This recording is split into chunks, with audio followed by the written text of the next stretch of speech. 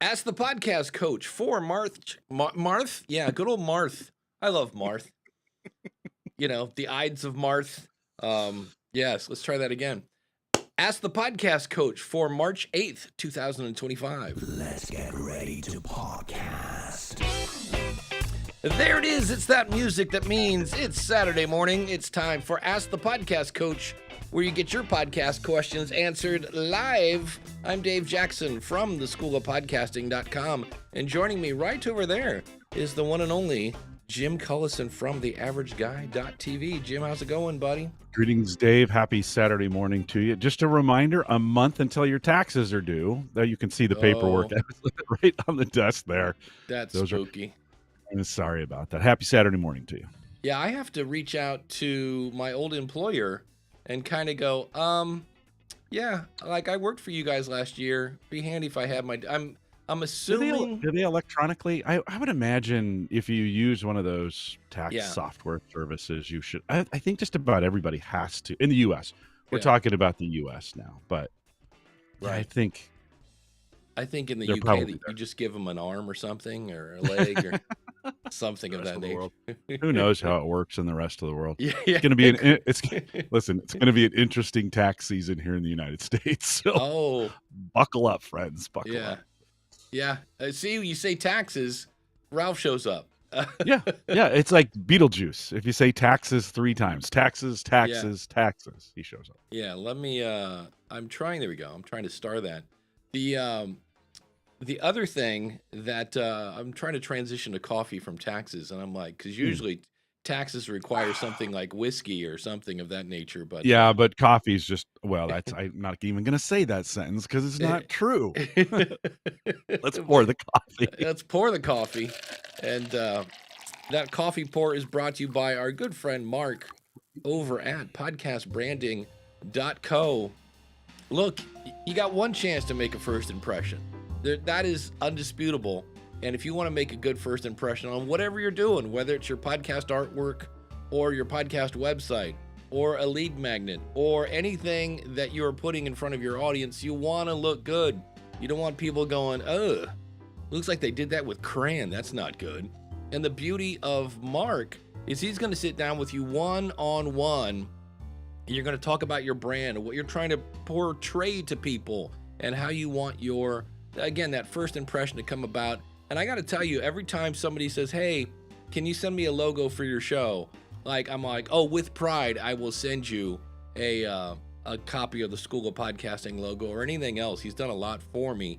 And, remember, they got to click you before they listen to you. And a good click comes from good artwork and a good website. Check him out, podcastbranding.co.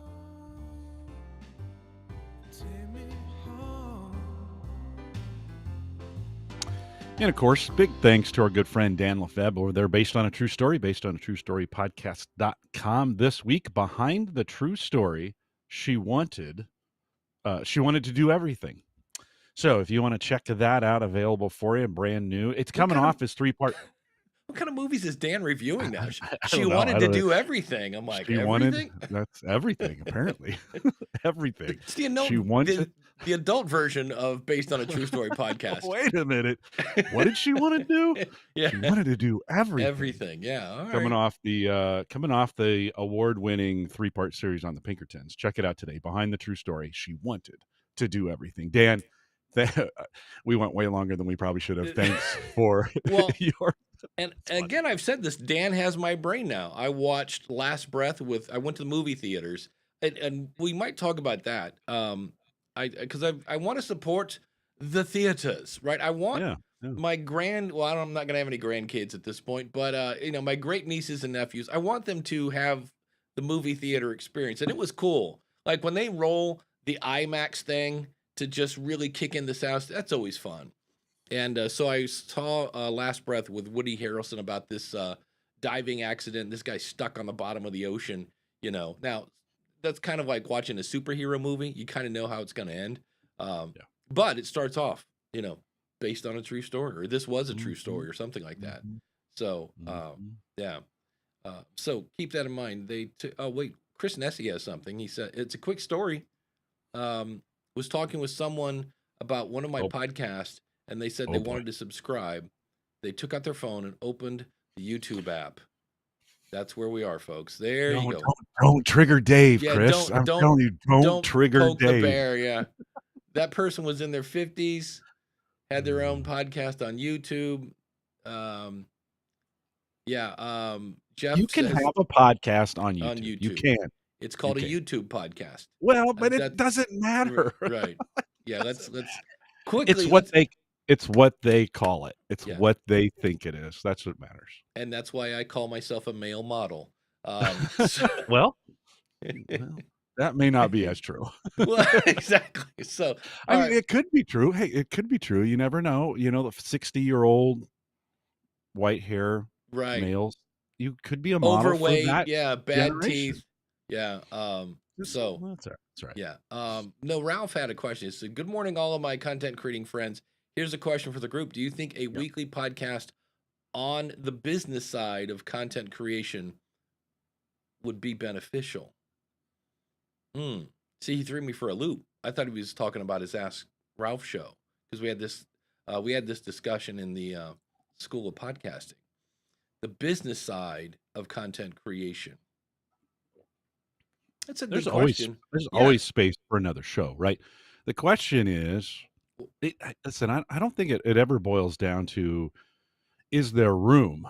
The question is, are you better than everybody else in right. that space, right? What can you bring and what can you provide that would be different or better or more attractive or more whatever, right, to it? Or are your expectations that it's going to be a smaller audience with a real niche? You know, those can be very, very successful podcasts, right? You can have a podcast with hundreds, and if it's super nichey, and if it, you know, those can be successful too, even from a monetary standpoint, right? So I guess, Ralph, it's, you know, what are you expecting out of it? You know, what's your definition of success, and then can you reach it? Yeah, That's really up to you. Yeah, it's that's up to the you. question is when you say there's always room, yes, there's always room, but is there room in your life? Like, and I see that a lot. Like, should I do a podcast about blank? Like, is this a good topic? It's kind of like saying maybe we should try toasted cheese with wheat bread instead of white. I don't know, never done that. How are you going Yeah. to find out? You got to go make wheat. You got to go make toasted cheese on wheat to see what it tastes like. But anytime you add, when you say, I want to add this, what are you not doing anymore? Right. Like last night, I went to the movies. What did that mean? That means I wasn't working on my website like I did earlier in the week. But, you can't do everything. And then how are you going to measure your success? So are you looking to get coaching clients for creating content? Are you, like, who is it for? Why are you doing it? How are you going to measure your success? Because if you don't entertain the who, you get no audience. If you don't get your why, you burn out. And if you don't measure your success, hey, I dropped some weight. Great. All right. It's your goal. I don't know. What was the goal? I want to lose weight. Well, congratulations. You lost 0.10 pounds.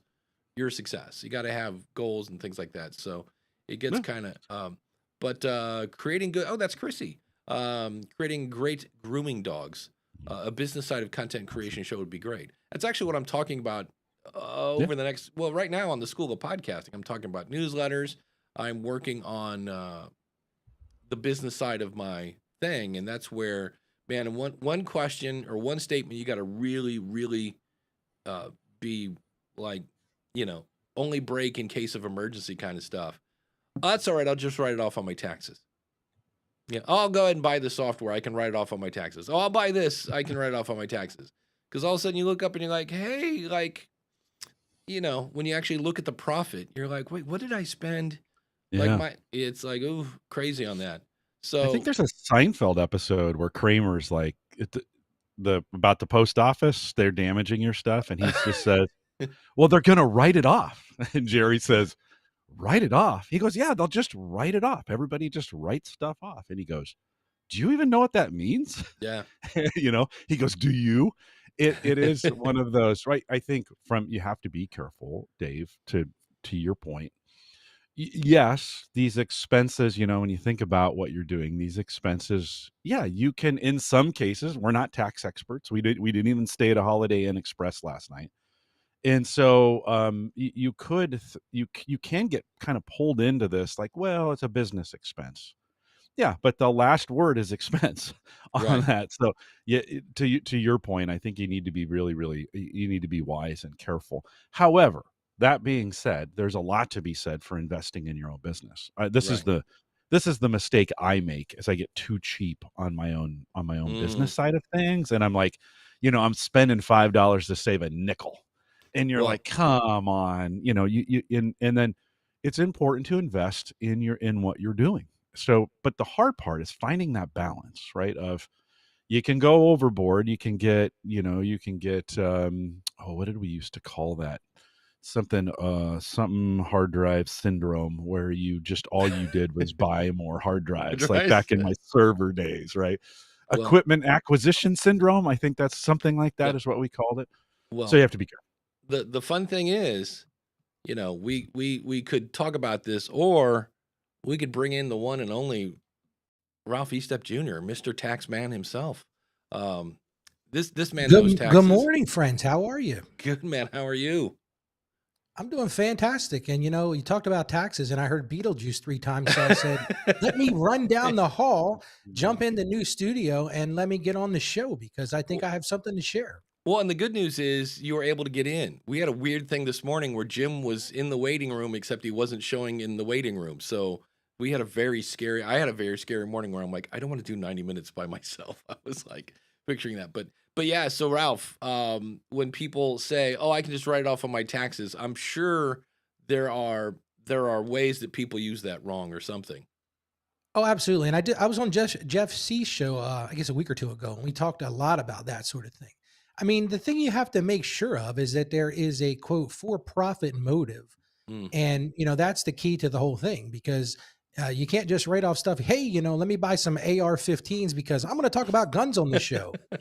Yeah, not quite. But if you do a show about guns, well, then maybe that makes sense. But Right. the question I was asking Dave is, like I don't have enough on my plate, raising black Angus cows, running an accounting firm, doing a daily show.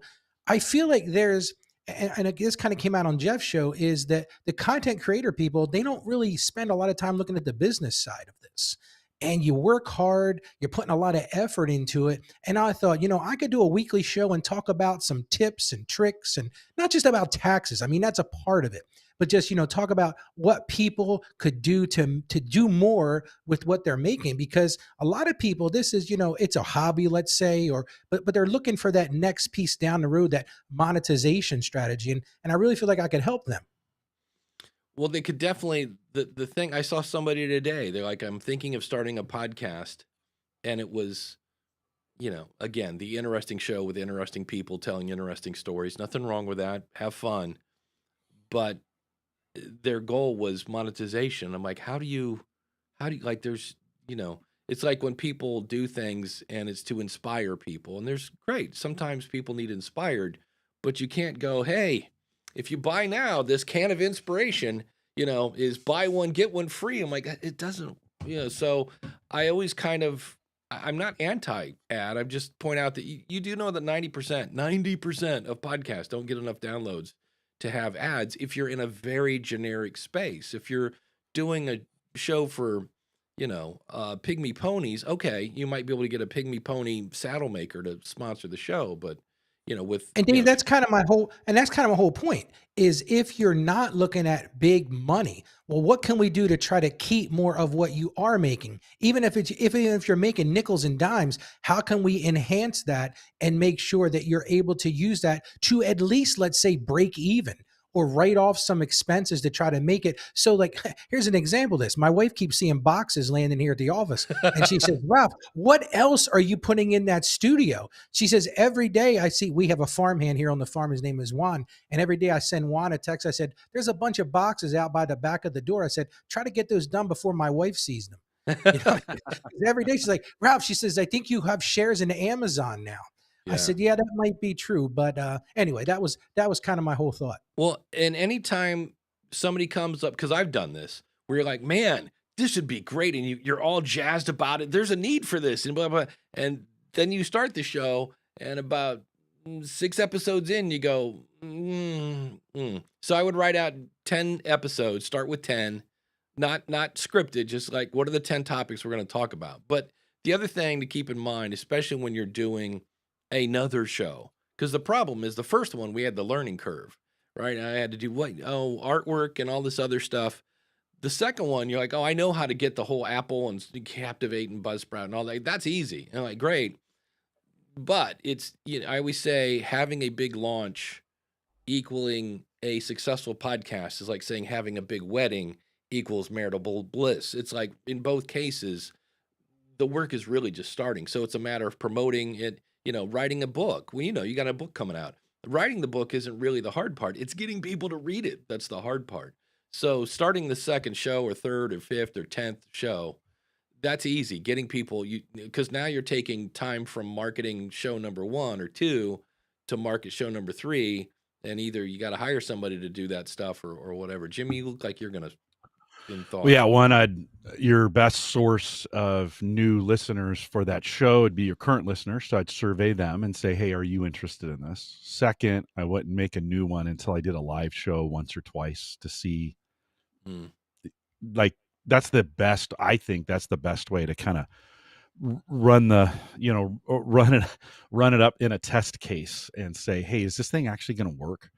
And do a few shows live that don't become a podcast yet. You're just doing them live. See who shows up. See what kind of feedback you get. Get some live feedback from some folks. I think with your current audience, maybe this audience here, if you did something live, you probably get a few folks and you probably get some helpful feedback before you start and doing any. Because once you start going down that path, right, it's a bunch of work in putting one of these things together. So that would be my advice. Yeah. Survey. Yeah, that's a great idea.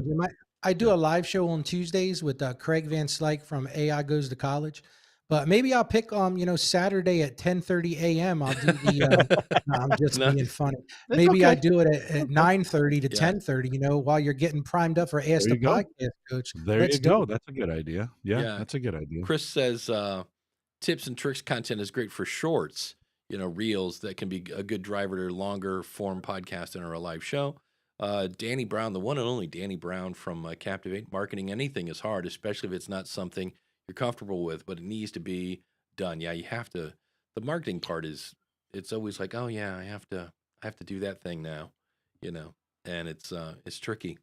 But it's just interesting when I do shows about tax and accounting and all that kind of stuff, and I push it out to people that I already know, they're like, oh, I never even thought about that. And I just see there's more and more people that have these, and I'm going to use a bad word here, YouTube channels. See, I didn't say podcast. They have those YouTube channels. That's what I'm talking about. There's a bunch of people out there doing content creation, and this is an area where there's a lot of question marks.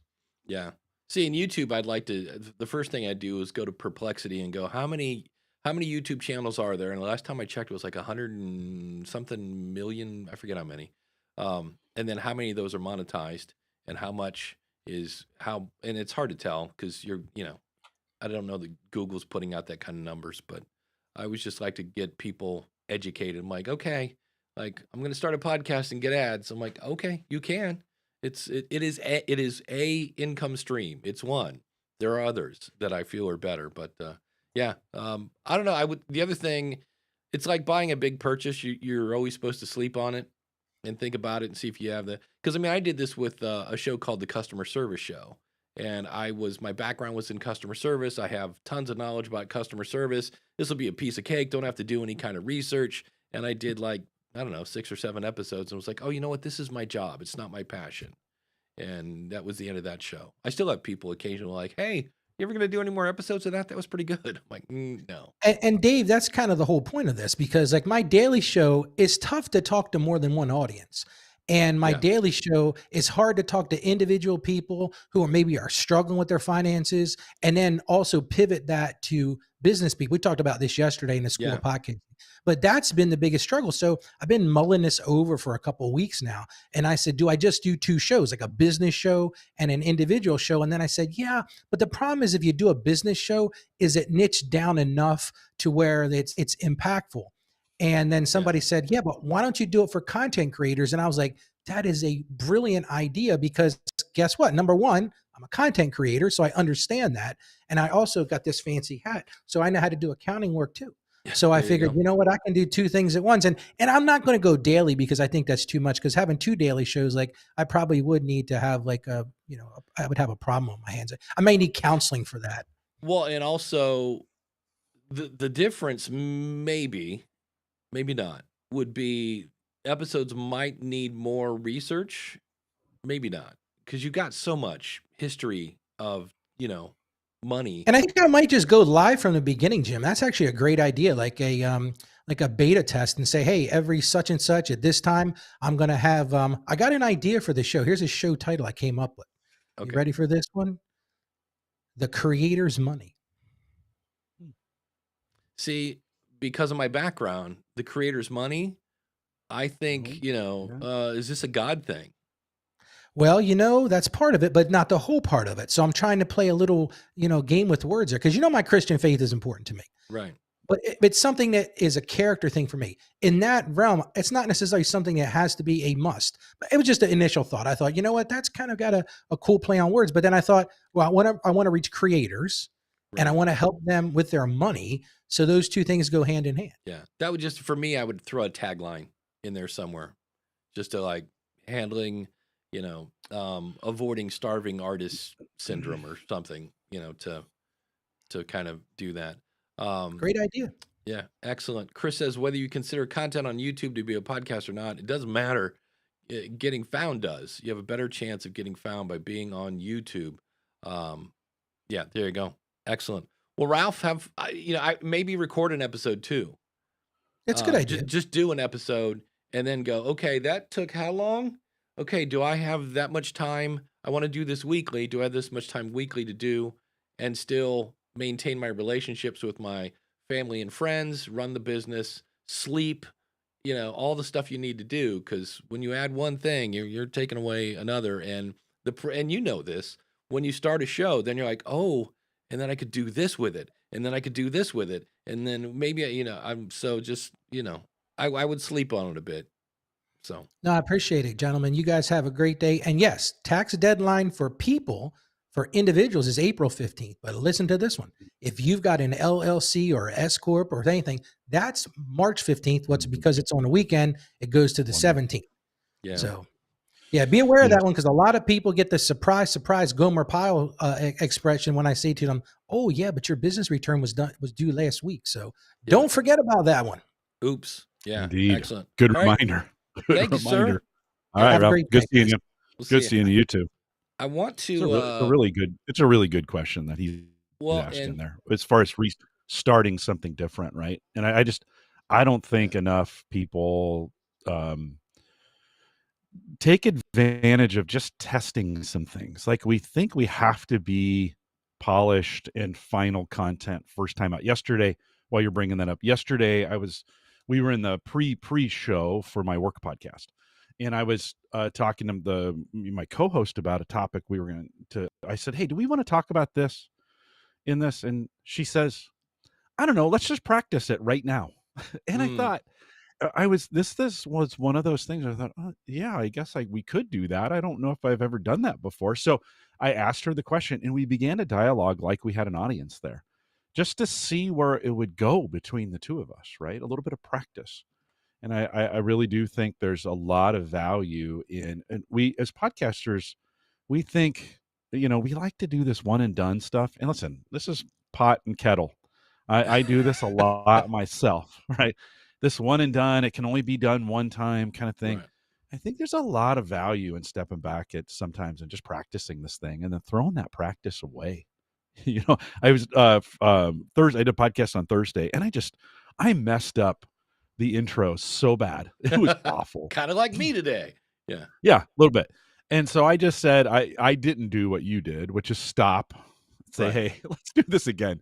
So the whole show was eating at me. And I was like, well, we could re-record it. And I'm like, we're just going to re-record it live. So at the end, I ended the show, and then I said, hey, live folks, you're going to get a treat. You're going to get to see the Jim fix the error he made in the very beginning of the show.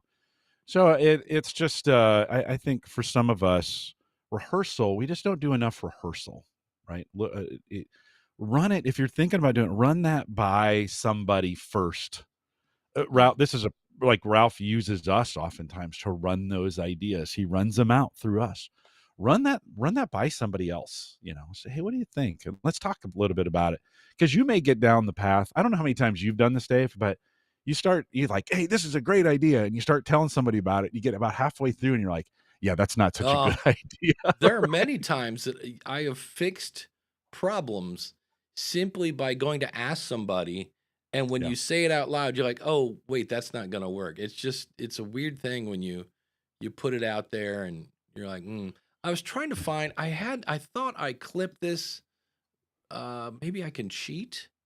There's a thing, I use a thing called like Smart Clipper or Clean Shot is the name of it. And somebody said this thing about YouTube, and here we go. Yay.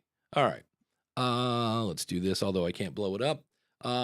Since starting my podcast, I've received 3 emails from people. Oh, this isn't the one I wanted, showing how deeply it has resonated with them and how it is helping them move towards healing. No number of downloads could ever capture what's that meant to me, being part of someone's journey to find peace. But that's not the thing. I mean, that's a cool thing to share, but that's not the one. It is cool. While you're looking, let me comment on this while you're looking for that other one. I do think, to even Ralph's point earlier, when we're thinking about audience size, I think oftentimes we need to consider audience impact. And in some of these really niche ideas, you're just not going to reach as many people because it's just not as interesting. But Right. I think you can have greater impact in those kinds of situations where you have less people than more. We always tend to think, oh, it's about the downloads, or it's about, how many clicks or views or whatever I get. And maybe I think in some of these situations, what are you doing for people? How are you surveying, or how are you impacting other people's lives? And I think that matters. I think that matters too. I was talking, I forget who I was listening to, and they said it was Jeremy Ennis and Justin Jackson on the something marketing podcast, something. And they were saying that's a thing they use to measure, like how many unsolicited pieces of feedback did we get? Those are hard to come by sometimes, but I was like, when you get them, they're great. Here, I finally found what I was looking for. Good. Because Chris had brought up, hey, being on YouTube. So questions regarding YouTube. Within 24 hours of adding one of my existing podcasts to YouTube, it had a comment on an episode, a relevant, related to the discussion comment. So I checked the stats in YouTube Studio. He hasn't dug into them yet, but just figured I'd look because it was curious that someone would even check it out on there yet. And the 300 episode podcast has 1.1 thousand views and 21.9 hours of watch time from 496 unique viewers, all without telling a single soul that we were on YouTube yet. Now, of course, the way YouTube counts views, that could be, people listening for all of a couple seconds. It could be wordless. It could be bots. But the one comment led me to believe that at least someone actually listened on there in the first 24 hours of adding it somehow. So I guess what I want to know, is there any good way to suss out from the stats anything particularly useful, like with Captivate's much more in-depth, accurate numbers, or we should let it go with what happens? And I said, yeah, how far did they listen? That's the stat for me. And so, but it shows that, if you're on, you can't be found on YouTube if you're not on YouTube. So that's the thing to think about. Danny says, I uploaded a short to YouTube and TikTok when I really struggled to get the word out, and it was one of my biggest view counts on both. So for growing a community, YouTube Shorts can be the word out there for those of us with short attention spans. There's a guy that's in some sort of local government thing, and I think he might be a state senator. Maybe he's not like city level. But somehow he's getting access to stuff. And I can't watch his long form stuff, but I love his short term stuff because it's short. It makes a point. He hits it and quits it in the name of James Brown. And so that's the thing I love about it. So, yeah. Chrissy says, don't be afraid to be a small niche. So her show creating great grooming dogs is for, it's for kind of groomers, but more for people like getting your dog ready to go to the groomer. Because it's weird. I had a dog that knew when he was going to the vet. I don't know how. Mm, Like mm, if I mm. was going to, my brother's house, he's all happy as a clam. But somehow, man, if I turned, left and started go, he'd be like, and he literally start shaking. He did not like to go to the vet. And so, uh, Todd the Gator says the one thing I realized through doing this is you can't create long form stuff and shorts. But if you wait a minute, doing this, you can create long form stuff and shorts. But if they can both coexist, so much better. Yeah, if you can use them both, they both. It's one's a butter knife and one's a screwdriver. I think they both have different purposes when we try to use them all for the same thing. And then Chris from castahead.net, YouTube has some decent analytic tools. They have amazing analytics tool in my book, but I don't believe just plopping your audio with a cover art is the wrong thing to wait.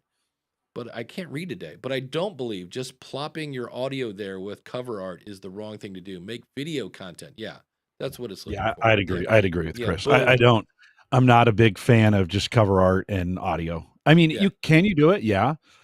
Should you do it? If you want to. I mean, we can't stop you, but I don't know if it's the best. I don't know No. if in any of my YouTube feed. I watch a lot of YouTube, a lot. I mean, I don't watch TV anymore. I haven't seen a movie in 6 months. Watch a lot of YouTube. I don't ever see or click on things in my feed that are static content with audio. Can you do it? Yes. Yes, I'm a big fan of moving your stuff over to YouTube as well as your podcast. But you got to have some video content. Listen, even my talking heads, I don't know, this show on YouTube, does the talking head version stay publicly on YouTube Yeah. for any length of time? Is And it the out the there? really scary thing about it is it's unedited. And Like how does what it you do? Like, how many downloads do we get? Do you know? I on well, I It know can't be very many. no, Can't be not very many. not past the live thing. We don't do a ton of, it's Yeah. the audio thing is where 100 maybe? Maybe um 100? I'm running over Yeah, to right. Most of our folks are podcasters. So we talk about podcasting. They're podcasters. They're listening to stuff on there, via podcast. So it makes sense our podcast numbers would be higher. But just kind of wondering, talking heads on YouTube, not the most yeah. popular. I guarantee you though, people there are some who want to watch it that way. And if I stop putting my video on YouTube, I would get folks, and I get a couple dozen, Yeah. right? Maybe if So, I'm lucky. so They would be one mad. They'd be like, "Hey, what'd you do with it? Why is it not there?" yeah, these are my top live streams, 120, 116. Yeah. I don't know if that's while we're live or It's probably a combination of live and after the fact, right? yeah. Average view duration 20 minutes. Well, we do a 90-minute show. There you go, kids. That's the kick in the pants that we wanted. Oh, well, but you know But what? There's brand 90 in minutes is a those long 20 time. minutes. Yeah. It is a long time. Yeah, to sit watch two talking heads.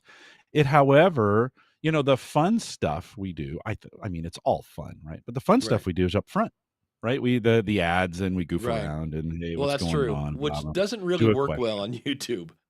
Oh, I don't know.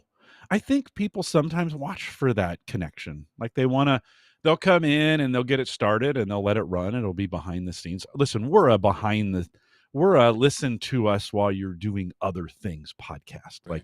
Like this podcast is the old radio of two people just talking about stuff, right? And a lot of people, I mean, listen, of the 30, what do we have? 20, we have 21 currently.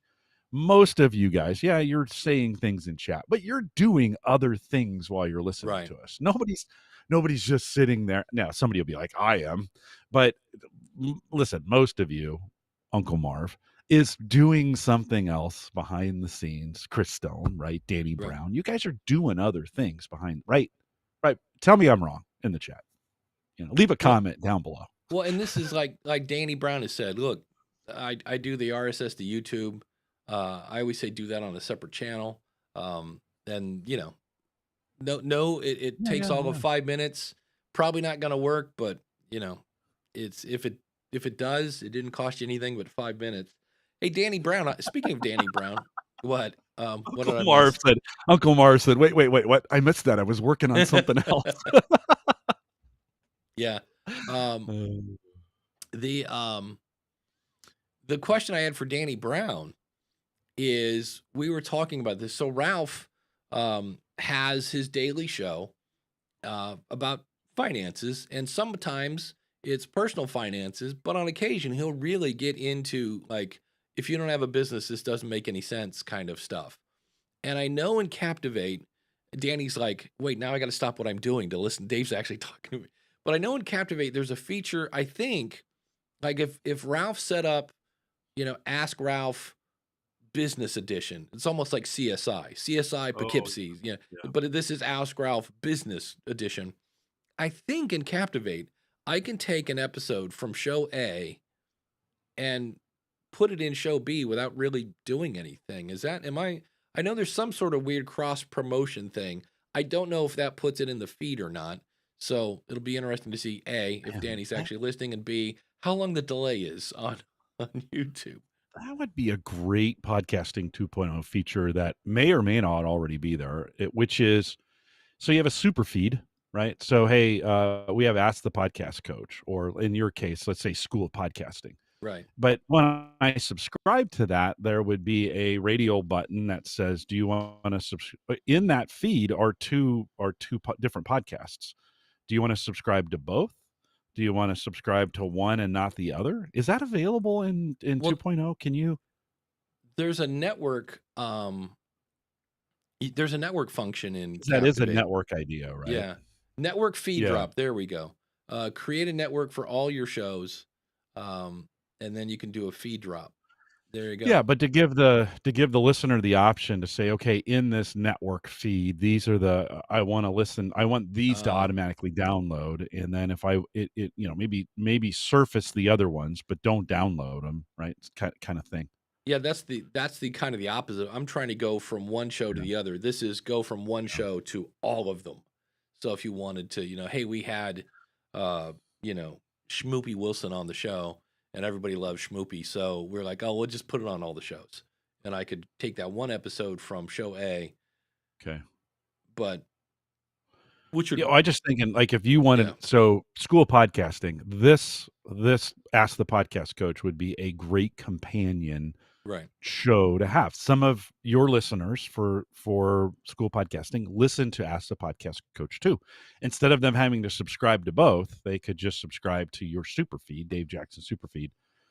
Then it would treat it as a single feed, right? And so I haven't seen that. Well, maybe I just have to look into that one. Yeah, See if I'm in Captivate, and I wanted to share my screen, but I can't because I got a secret project I'm working on, and that's coming up on my screen. I'm like, I can't show that yet. Um, but you can do a network and have a network page, and their network stuff is really cool. And yeah. they not that it was shackled, but they really opened it up to where you could have as many shows as you want on a network now. Um, so it's I knew there was some way you could kind of cross promote stuff. Yeah. So yeah, Rich Have to says look I missed the Schmoopy show. Yes, that's Schmoopy. Good old Schmoopy. that's actually an old Seinfeld reference. It was a It pet, is. it was a That's pet right. name. No, you're Schmoopy. No, you're Schmoopy. No. Here I saw this one, and I was like, this is different. And for whatever reason, I guess I can drag that over here. Okay. Would help if I share my screen because I was kind of like, But on one hand, she's doing market research. This is from I think the Podcast Movement Group. This podcast is for ladies of the group. I'm doing some keen market research. I'm looking to speak with 5 women who are ambitious and high achieving and are feeling alone in their marriage or / long-term relationship. You may feel like you're carrying it all, work in a house and kids, or you may be in a relationship with someone who isn't interested in achievement, growth, and self-development. You may have an incredible man and just feel like he's oblivious to certain things and it's just super frustrating. You've told him and you told him, but nothing changes. If any of you would be willing to do a quick 10-minute chat, I'd greatly appreciate it. I'm launching my second podcast and this will help me make sure women in this niche are getting what they need. So when I saw this, I was like, oh, wait a minute. This is, what does Dave always say? Oh, figure out who your audience is and then find out what they want. And so she's trying to find out what they want, basically. Because originally when I was half reading through this, I thought she was looking for a co-host.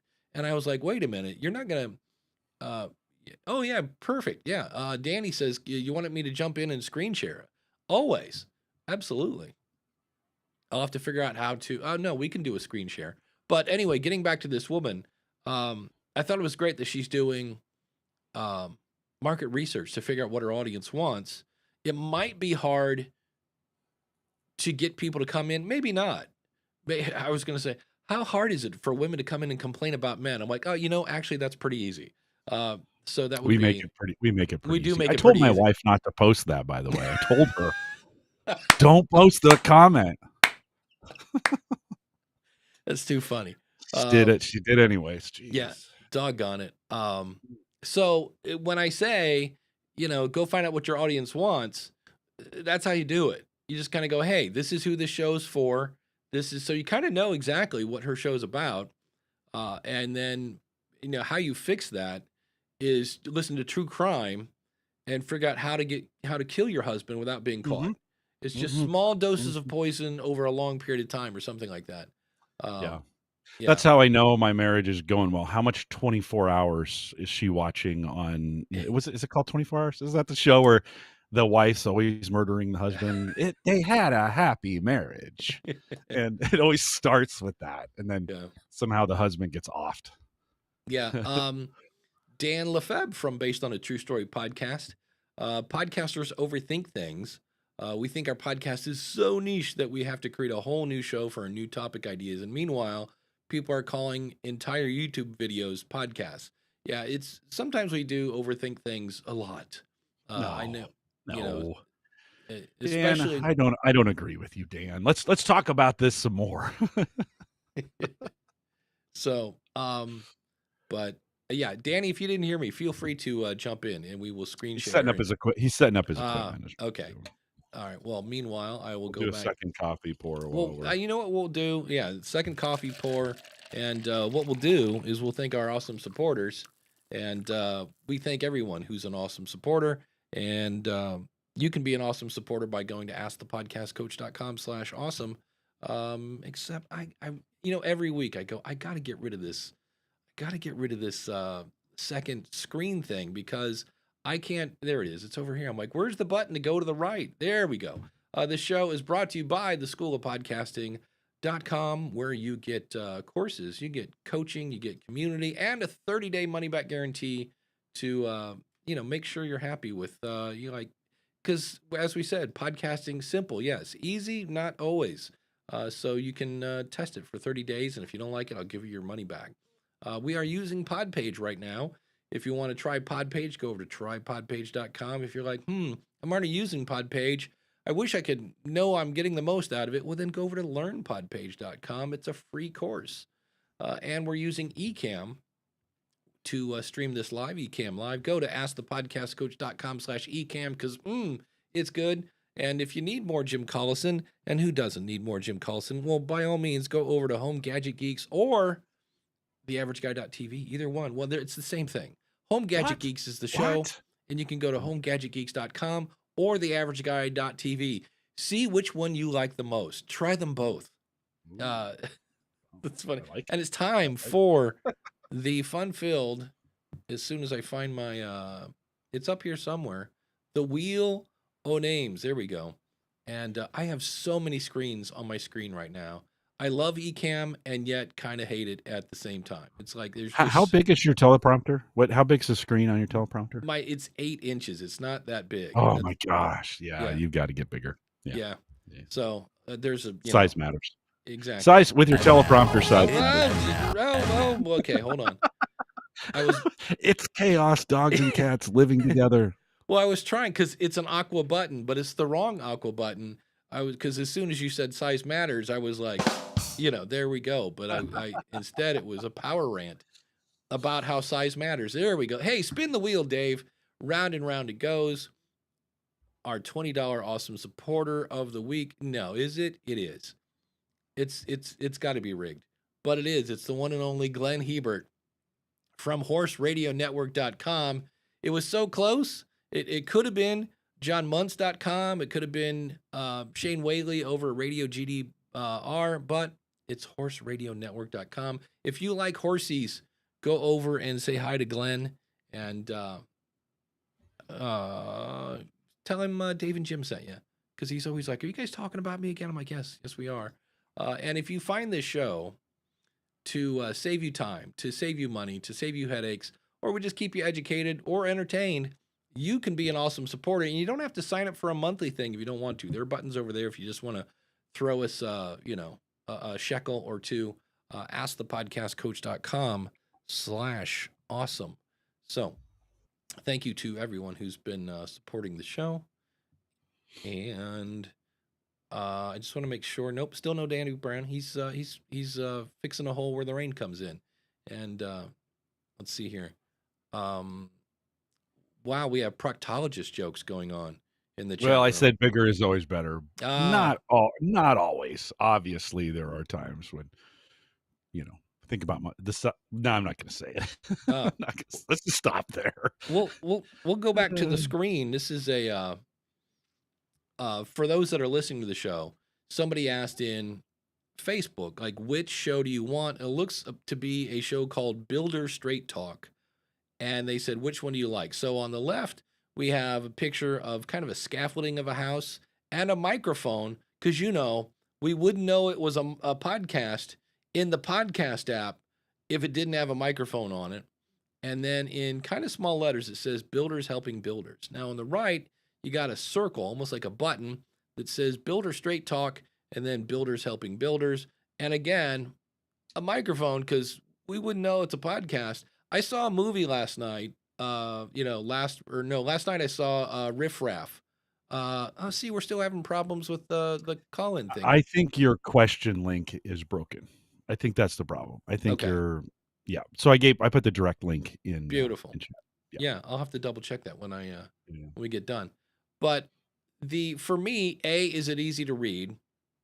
And so for me, when I had to kind of turn my head to, because their name is in a circle, I found that harder to read. And also this thing where it says Builders Helping Builders on the left-hand side is small when it's small. So when this gets shrunk down to, that's weird. I'll have to, Danny says he can't get in. Same link. Very weird. This is why I need to hook my Zoom up to Ecamm so that people can join via Zoom and then I can bring them in. That's another thing I say every week. Oh, I need to set that up. But Chris says the one on the left is definitely done with AI. Something was straight in the title. Yeah, that's true. They may need to straighten the logo. For me, my answer is anything that makes the name of the show bigger is always good for me. So sometimes people want to throw so much on the artwork. They've got to have their face and their logo and their tagline and poor Danny said I even combed my hair and he can't get in. That's weird. Because I'm getting that straight from Ecamm. Let me hold on. And Ralph had come in. Ralph came in on that. Ralph had come in on that link. Who knows? The joys of technology on a live show. Yeah, love your trees, by the way. Love your isn't that great? The Mac trees. Yes. So thank you for that. Otherwise, we'd all be looking at trees for quite some time. And I'm trying to find. See, this is one of those things. I like the one on the right. I like the one on the right. Did you with the circle? Those two. Yeah. Listen, it's busy. It was a busy one. I think Mark would say to the one on the right, it's a good start. For your smaller versions, you're going to need a condensed graphic that is same color, same look, just not as busy. But if you get an opportunity on the brand side of things, I thought the one on the right, in a bigger space, you can see all the detail in it, and it looks. I think it looks pretty good. Yeah, the microphones are a little cheesy, but it's not a bad. I don't think it's used in a bad way there, and so I think that's just the, if you're going to get really, really tiny, you can't. If you're going to have a busy graphic, you got to get a less busy graphic for smaller versions of it, right? so that it still is brand compliant, looks like your brand, but you can recognize it. You take all that busyness and jam it into a small little space, you just get garbage, right? So Mark, this is one of those areas he would greatly help to have a graphic designer say, oh yeah, okay, well, we can make that, but we can make it smaller. We can make a smaller version of that Yeah. that actually looks good, There almost like an icon, right? Almost like an icon. there are tools out there. If you Google like Apple iTunes preview or something, and what you do is you upload your artwork and it makes a kind of a screenshot of this is what it will look like in Apple. And Mhm. it's some company, it's a podcast, service of some sort that they want you to come to their website, so they made a service that does that. Yeah, and then Chris is way ahead of me. He's like, can I suggest integrating your eCam with your Zoom?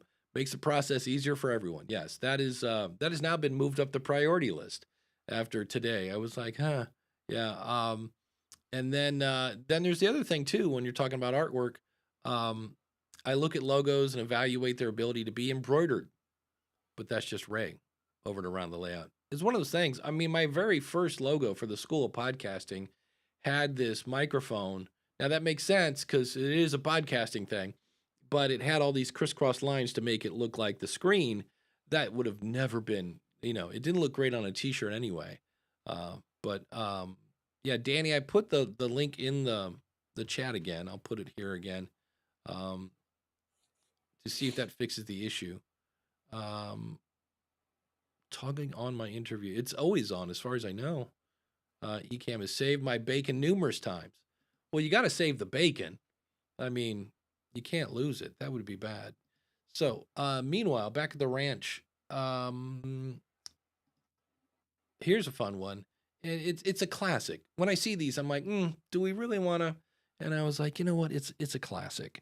And so the question is, should I edit out ums, ahs, and silences from my podcast? That's a classic. I mean, that goes back to the 50s. I was wondering to what extent, if there is, should I be editing my podcast episodes? Edit out the boring stuff. Should I keep moments of silence and thoughts in the episode? Maybe.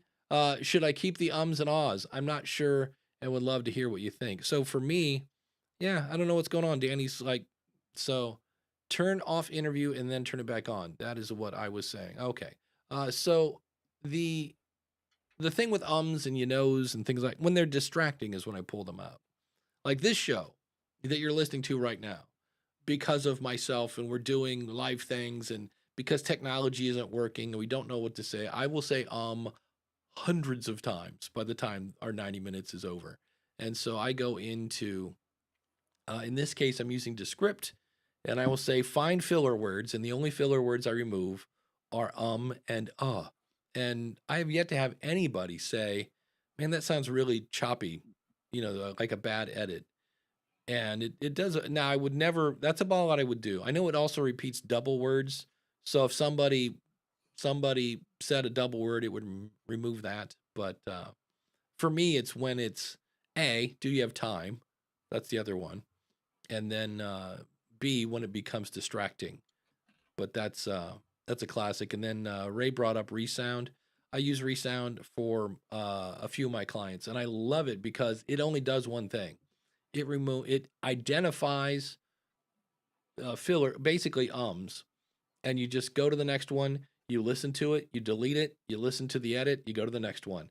So I'll go through a 60-minute interview in like 8 minutes.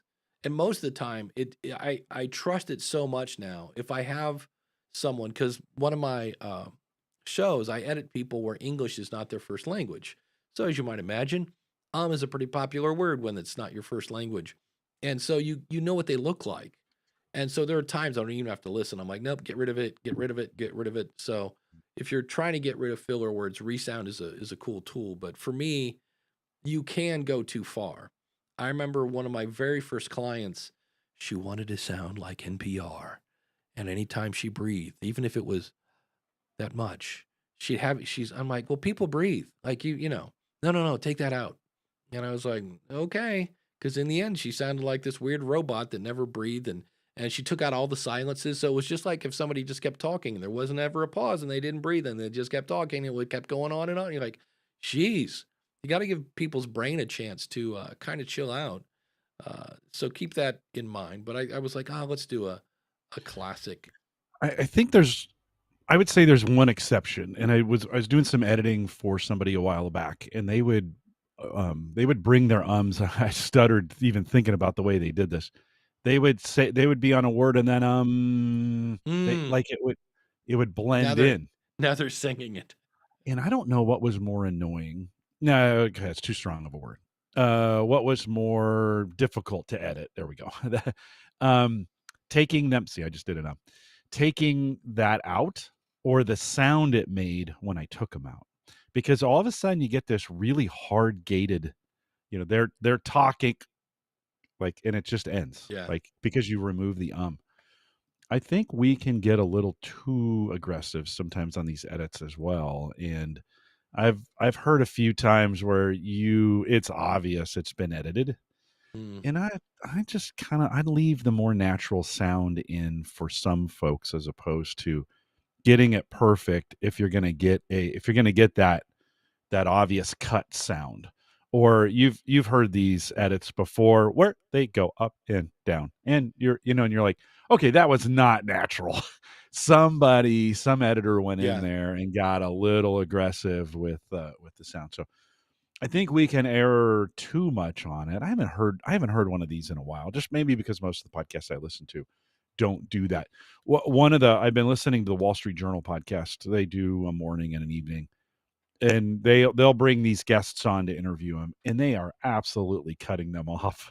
Like, Oh, there was more conversation to be had, not in a bad way, just they were in the middle of a thought and it didn't their language did not naturally come to a conclusion. They cut it off right in the middle, and you're mm, like, oh yeah, that was okay, there's an edit there. So I think you have to be, now they're editing for time, right? They want their podcast to be a tight 12 minutes or whatever they're shooting for on that podcast. I think we can go a little overboard at times on these edits. And I don't listen. Most people don't edit, so it's not a huge problem. I think it's one of those things to be careful for. Don't make them sound like a robot. Don't cut them off in mid sentence. Be careful about yeah. getting too aggressive with your edits. I didn't realize in Ecamm you can use different types of links. So before I used the one that said Ecamm, and now they have some sort of domain that I'm hoping is set up. Click to Oh, join us. So yeah, wow. I'm yeah, gonna say if he had trouble before, there's yeah, something going on with the way yeah, with your instance of this, because I got in eventually and Ralph got in eventually. yeah. It's weird. So But Danny says in terms of ums, remove if multiple after each other in a short time. Yep. But leave all the other natural ones. Yeah, that's to me. Like people do say and the last couple episodes of the School of Podcasting, there've been a couple times where I've tripped over my tongue, and I'm just like, I'm leaving it in. That's how people well, the talk. breathing too. Like people remove Yeah, breathing, and you're like, this doesn't sound right. People breathe. It's yeah, okay. We listen to people breathe all the time. Now, if it's annoying, I mean, there's an art to this, right? And listen, you do what you want to do, but I've heard some a little too aggressive before, and you're kind of like, that's yeah, just as distracting to yeah. me. That's true. If the point is to not have it be distracting, and then you're like, oh, Yeah. oops, yeah, Yeah. you've kind of you've removed one problem and replaced it with another one. So that's no fun. Here is a one that we kind of again, I think it was Dan said we overthink things. Advice, please.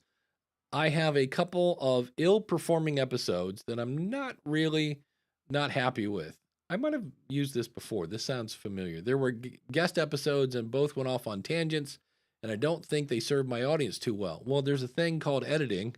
Um, Question is, can I just archive them, delete them? And if so, does that affect anything anywhere? Okay. My hosting platform is Libsyn, and thoughts would be appreciated. So, yeah, if you have an episode that, well, first of all, if your guest goes on a tangent, edit it out. That would be my very first thing. Like again, you're the goalie, your audience is the guest. Somebody tries to, feed you some, go off on a tangent. Just edit it out. So that would be that. And then it's your show. So if you want to if you're on Libsyn or really any media host, you could save it as a draft, which will pull it out of your feed. So it's not public anymore, but you still have it in the event you later want to go back and fix it or things of that nature. But the only time I've only removed a few shows, and it's because they were completely worthless. I remember one I interviewed two different people from two different podcasting services. This was forever ago. And one was called InnerTube, INNERTOOB, if I remember right. And they were SoundCloud before SoundCloud, and they went out of business. And then whatever the other company was went out of business. And I was like, well, here's an episode where you can hear two people talk about businesses that don't exist anymore. And I was like, yeah, that's not any value to my customer. And so I was like, no, thank you. Danny Brown bringing up the 80s reference. If the result editing is Max Headroom. I remember Max Headroom. Yeah. We're getting ready. We did a content audit for all of our sites, and mine included a lot of the stuff that I was doing. And yesterday I was going through with the team that did the content on it, and we were looking at it both from an SEO perspective. And then we started thinking like, okay, I've got 10 years of content out there now on our sites. Is 10 too much? Now, we did this audit 2 years ago, something like that. And we decided, yeah, 10 seems to be the right number. For whatever reason, this year, 10 feels like it's too long. And I was like, I think we're going to go back to everything pre-2020. And unless it's got amazing numbers, we interviewed some high profile guests or whatever, and they, because of their name, they still get some SEO and some of that stuff works. But I think we're going to go back and pull and start taking down everything pre 2020 and just leaving. Dave, I've got 2,000 Wow. podcasts out there, like from, if you go those 10 years, right? There's a lot of content out there. Now some of it, actually, we have a podcast that's theme based, for the Clifton Strengths themes. We're going to keep excuse me, we're going to keep those because those are way more evergreen than the interview stuff that I was doing. The point of this is not what I'm doing. The point is the consideration that's going into this and thinking through, hey, what is the good content? What should stay? There may be some things that should go. In fact, in our case, we're removing more than less, just because we feel like where we've come with the conversation on that, and clean that up a little bit. Do we need to? No, I don't think we need to. Should we? Yeah. It's probably time to tighten some stuff up. I've got some resources coming this summer whose titles start with the word intern, which is kind of nice. They're going to learn through this process. They're going to learn some things about that kind of content and SEO and some of those pieces, working with this kind of stuff. So it'll be a good experience for them. But yeah, we're going to make a less surgical and a more hack approach, and just kind of chop 5 years off and say, now for me personally, I'm kind of like, I look back at a podcast I did 10 years ago, Dave, and I'm like, who is that guy? No, like, man. Does he know anything? Yeah. Right. And so it's just some of the, and then some of the older content that we're deciding to, which is not doing particularly good on YouTube, but the content is still good. We're going to unlist those YouTube videos, but keep the podcast, keep the audio, because the audio stuff is not distracting. The video was so bad 10 years ago in some cases, right? It's distracting. And so we're going to leave it in its podcast form because that's not, but the video form, yeah, that stuff's going to go, that stuff's going to start getting unfindable in most cases. We'll unlist it so you can still, if people had it linked to it or whatever, they'll still be able to find it. But I don't know if I want the general public landing on some of these older videos where you're like, oh, that's because now the video becomes distracting, right? Yeah. You start looking for, you start looking for old 50s style things in the videos. You're like, oh, I can't believe they're still wearing those kinds of glasses, or man, his haircut doesn't look anything like that today, or those distracting things for people, right? And they'll do. Listen, we got distracted here trying to get Danny in this, and Yeah. it can kind of derail your show. Those kinds of things, those stylistic kind of things from the past, they can also be distracting as well. You might choose to edit them by just not making available anymore. Yeah. It's out there. But if you Google like Joe Rogan's first episode, it's horrendous. It's barely lit. It's Yeah, him. yeah, Like, I think yeah. it's working. It's hilarious. Yeah. Daniel says, I really get annoyed by YouTubers who edit out the micro silences, resulting in Yeah. way too many unnecessary jarring cuts. Um, Jeff C, editing for video and audio are basically are two different animals, and we do two different edits. Absolutely. Uh, Craig from Inglea's podcast says that annoys him too when people remove every ounce of silence or there's just too many jarring cuts. If it's I don't know if it's a generational thing. Maybe the kids like those jump cuts. No, it's Uh, for the reels. They're trying to jam more mm, content into less time. Even the reel concept has changed over time, right? First, the whole TikTok thing, 30 seconds. Then they, in I think Twitter or X was the same way, right? These were going to be fast. And then the pressure built. No, let's do them a minute. No, now you can do them 2 minutes. Now they can be 5 minutes. And in those early days, right, you're just trying to jam as much content into those reels because we yeah. perceive that people have short attention spans. No, what they have is crappy content filters. Right. I'm with you Like on that. people will watch great content for a long time. Let's not be confused, friends. It's a crappy content filter, not short attention spans. Somehow we've tricked ourselves into this, like, oh yeah, the 10 Everybody, seconds. yeah. And No, I always no, ask them one not question. true. I go, why do we have the word binge? And they go, For what? And sure. I'm like, if we have a short attention span, why do we have the word binge? And they're like, Yeah.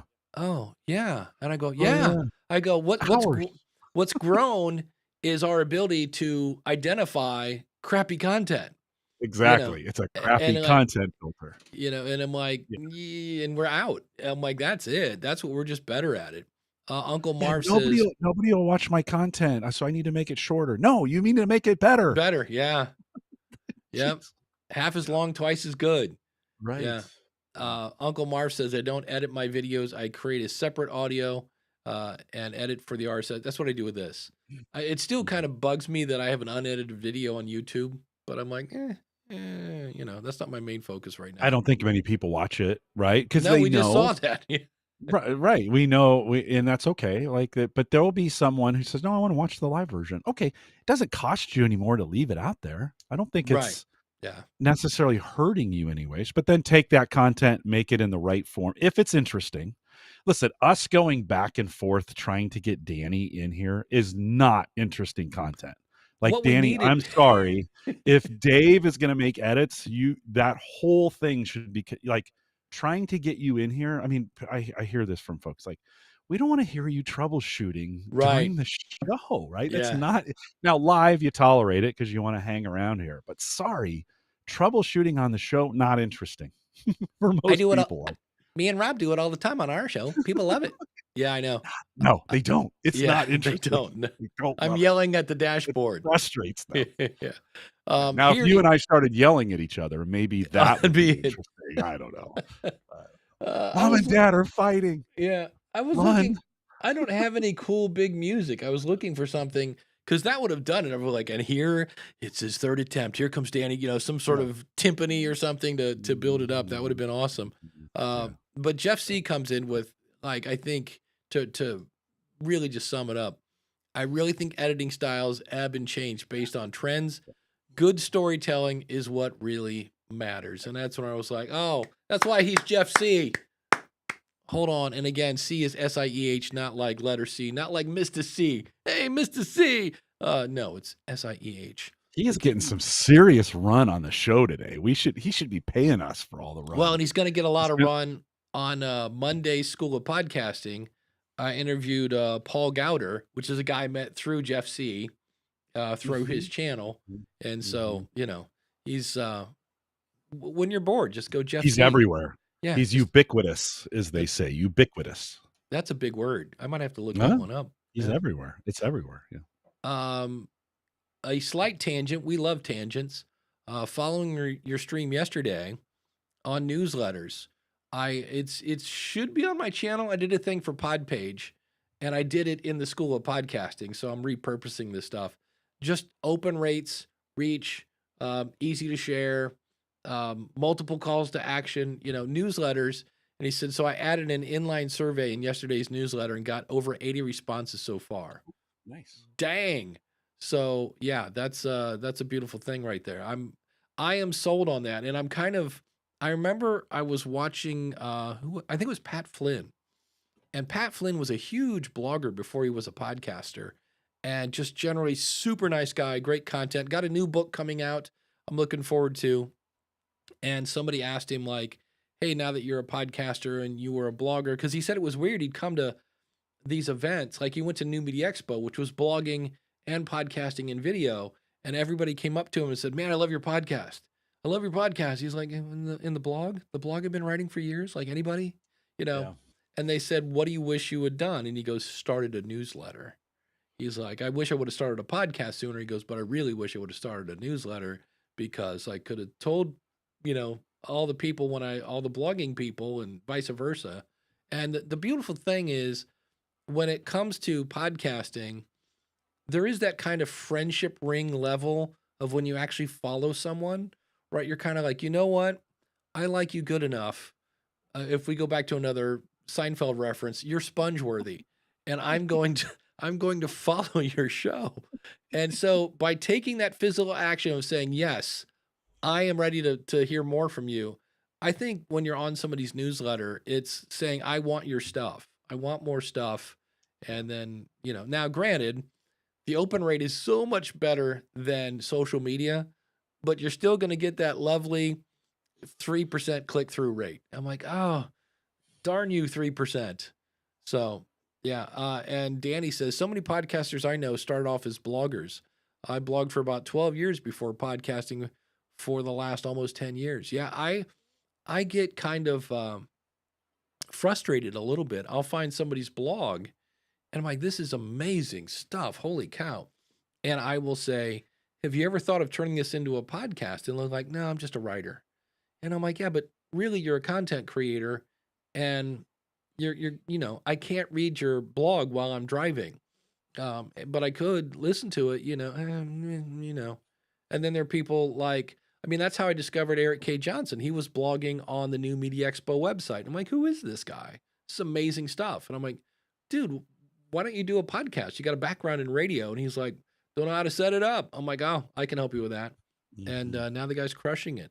So that's the beauty of it. I don't think it guarantees. I don't like. I wanted to say, good writers make good podcasters, and I don't think it guarantees it, but it is. In putting together. I think I'm a better communicator than I am a writer, but I think when I was blogging, and I need to do more writing. Like, I think it's a good discipline for verbal communicators to learn how to put their thoughts in written form. It teaches us, it helps our brain kind of think about these things in a structured way. I just think the discipline of writing is good for us in some ways. Does it automatically make you good? No, but I do think there are writers who would be good as podcasters, being able to get that out verbally. And I know some, I listen to some who are in that way. So wouldn't discourage it. If you don't like doing it, don't. There's some people who are terribly uncomfortable doing it that way. But for everybody who's doing both, verbal podcasts or doing podcasts and then doing, do I need to say verbal? I think that's implied. And then doing newsletters or blogging. I think if you enjoy doing both, I do think, there are folks who like to come and read it. I used to get a newsletter from a guy. He eventually shut his newsletter down, but I looked forward to that newsletter every week. It was well written. It was well constructed. It was a way of catching up with him. Now, if you're not a good writer, practice. Yeah. Because just because you can write doesn't mean you should. and doesn't mean it's always interesting. So if you're thinking about doing a newsletter or writing these, writing a blog post, that sounds like it's 1,000 years old, right? When we say it that way. Um, get get help and feedback on what you're writing. Just because you write it doesn't mean it's good, Oh, right? yeah. So, and just because you call it a newsletter doesn't make it interesting. And just because you're including personal content doesn't mean people will find it interesting. So Yeah. you still need to go through some of these same disciplines we go through in podcasting, and getting feedback and practicing your craft and getting the right equipment and doing, maybe getting some practice. You might need to take a course, right, to figure out, hey, how do we do this thing called writing? Because it just putting words on a page may or may not be interesting. Yeah. Alex Bloomberg was the guy behind, what was Gimlet's big show? I know they had Reply All, and a couple other ones, but Alex Bloomberg, he was on Planet Money. He's an NPR kind of offshoot guy. Brilliant, right? Got his payday from Spotify back in the day. But I bought a course that he taught on content creation. Mhm. And we were talking about distracting ums. Yeah. This guy, he's used to reading the stuff on his show in a very dramatic way, and he's really good at it. And this is the way and so for him to go off the cuff was not his skill set. Not that he was horrible, but I was like, oh, I'm not used to hearing live Alex. You know what I mean? It was so different. And you mentioned newsletters, like Eric Newsom has one, the guy behind Make Noise. And he doesn't put out a newsletter very often, but when he does, number one, it's really long. His last one I actually threw into 11 Labs because I just opened it up and I was Startup. Thank you, Daniel. Startup was a great podcast where he gave the behind the scenes of him trying to start this podcasting company. It was basically the behind the scenes of making Gimlet. So it was a great stuff. But live, he was, it wasn't his main. It wasn't his zone of genius. I hate that saying. Every time I hear it, I'm like, ugh. But that's it. I had some other quick comments here. The transition, Dan says, from text to audio is similar to the transition from audio to video. Lots of overlap, sure, but there's still different mediums that require different skills. Absolutely. Here's why I like writing, because there's no tone of voice, and it's kind of like communicating with one hand behind your back. I'm like, how can I? And that's where you use bolding and italics and space. A lot of times I will have something, and if I really want to make a point, it'll be like a 3-word paragraph, and then I found it. Like it'll be separated apart I'm weird. I love writing. Well, and the advantage of doing both, like podcasting and writing, is people hear your voice. I mean, have you ever read a book and you didn't know the Oh, yeah. author, and you kind of make up your own voice in your head, right? Then when you meet the person, you're like, oh, that's what they sound like. Well, when you have a podcaster, you're used to that. Like Dave, now anything you write, I would Right. automatically put your voice in my head. That makes actually the writing easier for you, because I'm adding all your inflections without you having to do all those things, right? So I think that's one of the advantages to having, if you're going to write and going to have a podcast, there's an advantage there in when they're reading your stuff, because they've heard your voice, and you can do less Yeah. in the writing style, and they'll automatically add those inflections in for you. It's kind of cool. Yeah. Danny says newsletters are where your loyal fans are. So that's it. Can be. Yeah. Yeah. Jeff C. Paul Gowder is legit when it comes to emails. Interesting to hear Dave's upcoming episode. Well, just to show the power of Jeff C., I went over. I saw him. First of all, I'm watching YouTube in the living room on my lunch. That's like a thing I do now, like every day. I'm like, oh, let's see what's going on YouTube. So I saw Jeff had a new episode out, start watching it, and everything Paul said, it was like, oh, that makes sense. Oh, that makes sense. Oh, that would work. And so I went over to his website, and he had some sort of thing for $50 a year, and I immediately bought it based on one appearance and the fact that Jeff said he was cool. So there's word of mouth marketing, and just the credibility of podcasting. Todd the Gator, all of my podcasts start out as a written show. Mine too, most of them. Well, not this one, but the School of Podcasting, I usually write something out. Otherwise, I am all over the place. I don't know how to do it any other way. Well, yeah. Well, if it works for you, then, do it. Um, Danny Brown, I think bloggers understand the flow of content, where to pause, how to offer is this a British word? Lead? L-E-D-E? Jim, do you know what L-E-D-E is? No, I don't. Offer a lead. How to grab attention, where to put the key takeaways. Yeah, when you're writing, that first sentence needs to lead to the second sentence, the third one, etc. So Ray over at Around the Layout podcast, I listened to Dave's podcast on newsletters on my way to Maryland. It had me so pumped up, I nearly pulled off the New Jersey Turnpike and started working on it. That's engaging content. I have, for me, engaging content in the cars when you're either yelling or, you're yelling. You're either like, yes, preach it, say it, you're that, or you're like, you are such an idiot, So yeah, AI goes to college. Craig says writing is equals thinking most of the time.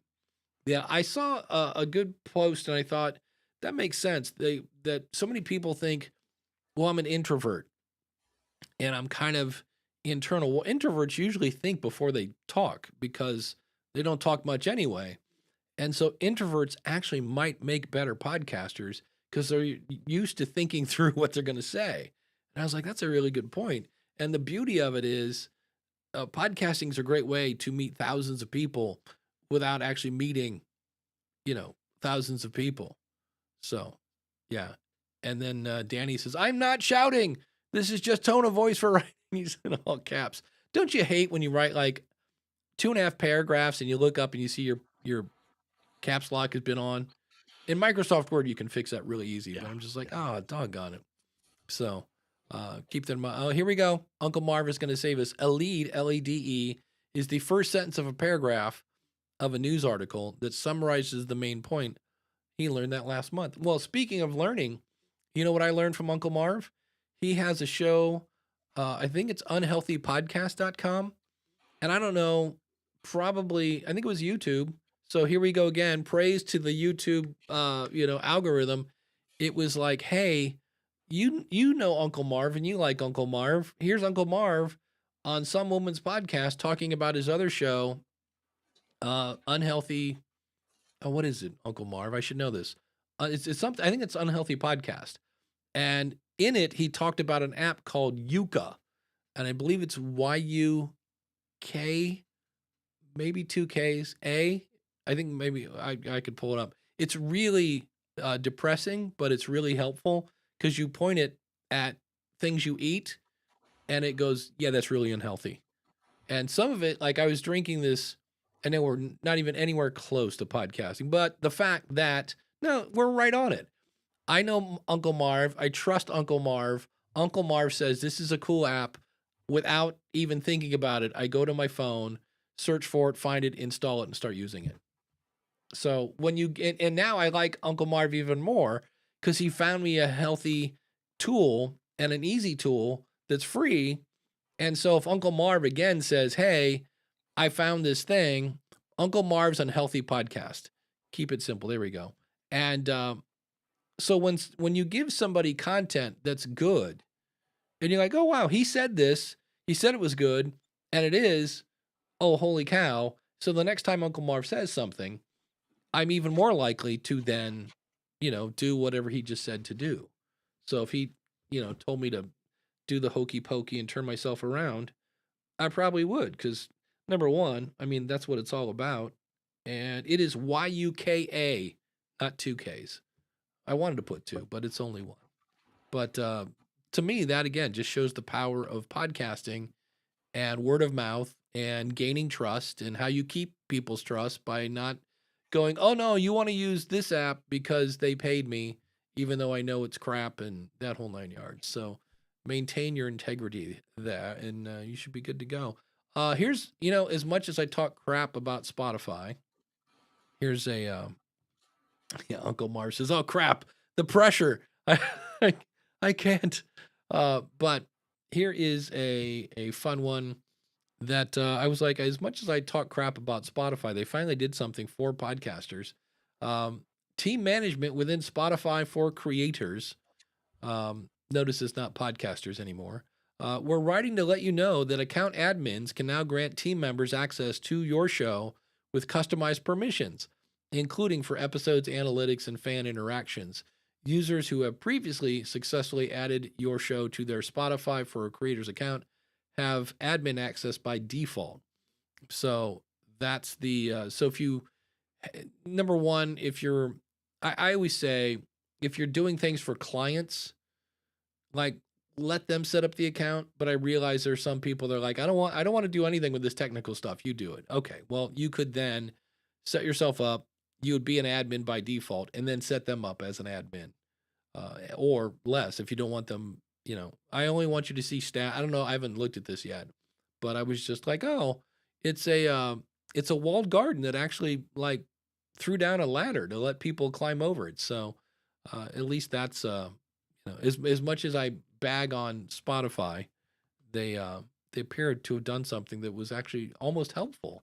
So that's exciting. Dan says, I'm hosting on Megaphone, and they've done a lot of integrations between Megaphone and Spotify for creators lately. Yeah.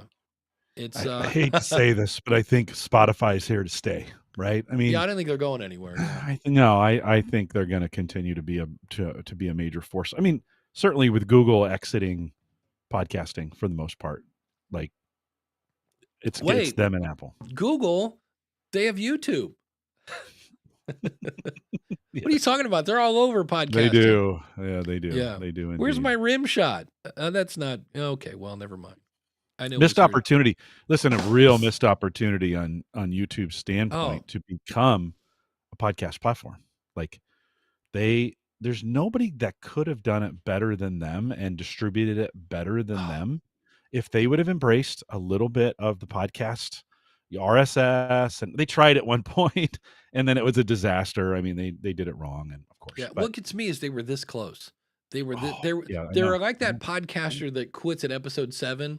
Whereas if you just make it to 10, you'll probably be fine and keep going for years. Mm-hmm. And I'm like, just make it a native app. Make it on, like when you open up the Android phone, put it right there. That's what Apple did. You know? I am sure behind the scenes there was a bunch of old YouTube curmudgeons who who had built this platform that was video. We don't believe in podcasting, you know. And then these other engineers came along. Hey guys, we got this opportunity to do this thing. It's going to be great. You could do it this way. And I am sure this one got shut down because of pride. Like, oh no, we don't do that. We don't do it that way. Or video, right? And but guys, we could do it. And I'm sure it got, because they allowed at Google, they allowed competing teams to do things. To create 2 or 3 or 5 completely competing things. Then they got to a point where they tested it, and this is why they got so close. And then one day, some executive who's over it said, okay, these guys win. This is the direction we're going, and everything else got shut down, right? So I'm sure that's the way it happened over there. And it's too bad, because they could have been a force in podcasting, and they just gave it to Spotify. They just gave it to them. They did. Here you go, guys. Here you go. Go and own it with Apple. I forgot about this. Google Podcast Manager and the search and analytics feature where it told you how listeners found your show was excellent. Mm-hmm. And yeah. I know. No, unfortunately, our friends over at Google, now Alphabet, they get so close. Yeah. It gets so close. And then somebody's like, nah, let's not do that. Well, somebody told me that Google Notebook has a competitor from Google. Like there's another team working on this AI tool. I'm like, that's crazy. They got it sometimes. Chris says it's not Spotify for creators, it's Spotify for advertisers. To which Dan goes, kind of like Google, Meta. Yeah, they're all for advertisers. For sure. Yeah, for sure. Listen, if you think they're representing us, wake up, open your eyes, friends. Guess again. Yeah, we're just the content. They're selling to us, right? That's who they're selling to. Okay, we're coming up on time. Wait till you hear about Alexa Plus. Oh, she knows what you like and eat and recipes and blah blah blah, blah, and it was going on. I put it on Facebook last night. It's $20 a month, of course. It's not free unless you're on Amazon Prime, and it just sounded so creepy. Yeah, here we go. She knows what you've bought, what you've listened to, the videos you've watched, the address you ship things to, and how you like to play. But you can also ask her to remember things like that will make the experience more useful for you. You can tell her things like family recipes, important dates, facts, dietary preferences, and more. And she can apply that knowledge to take full useful action. For example, if you're planning a dinner party for family, Alexa can remember that you love pizza, your daughter's a vegetarian, and your partner is gluten-free to suggest a recipe for the restaurant. I'm like, that doesn't sound creepy at all. Yeah. So that's actually, some of that can be helpful. I think they're a little late to the game on this one. Yeah, but we are. I hit the button way too soon. Jim, what's coming up on Home Gadget Geeks? I know it's going to be a huge shock. Jeff C is on there you go. the There you go. It's like we planned this. The whole show. I was like, man, Jeff is getting some really good run. Anyways, there you go. Jeff comes on. We talk a little bit about the modularization of AI, but he built a monster rig for some of the AI work that he's doing, and it's super impressive. So if you like Jeff, if you're kind of a PC or a computer person, you like that kind of stuff, you're going to want to come watch the video because that part's important. Head over to theaverageguy.tv and it is available now. That's why I was laughing. I'm like, I hit this button. We're out of Oh music. boy, I didn't realize it was that far. It's like, yeah. Sorry. I hit that. Sorry. I was like, when I was reading the Alexa thing, and I was like, oh, it's a bad idea. Oh well. Sorry. But on the School of Podcasting, we will have part 2 of talking about emails, a little more on strategies, what to write about, different tools and things like that. So that is coming up. And that was one, you know how there are occasions that you think it's going to be a good episode and you put it out and you get crickets. This is one where I'm like, this should be a good episode. And I got a lot of unsolicited feedback. Like Ray was like, dude, I had to almost pull over to write stuff about it. So I got a lot of feedback on it. That's why I was like, all right, this deserves a part 2 of all the stuff that I was going to put in. But I was like, I'm already at 48 minutes, So that's coming up. And of course, we'll be here next week. We won't be here the last week of March because of Podcast Movement, but we'll be here with another fun-filled episode of Ask the Podcast Coach. And since we're out of music, we'll just play this. That's not annoying.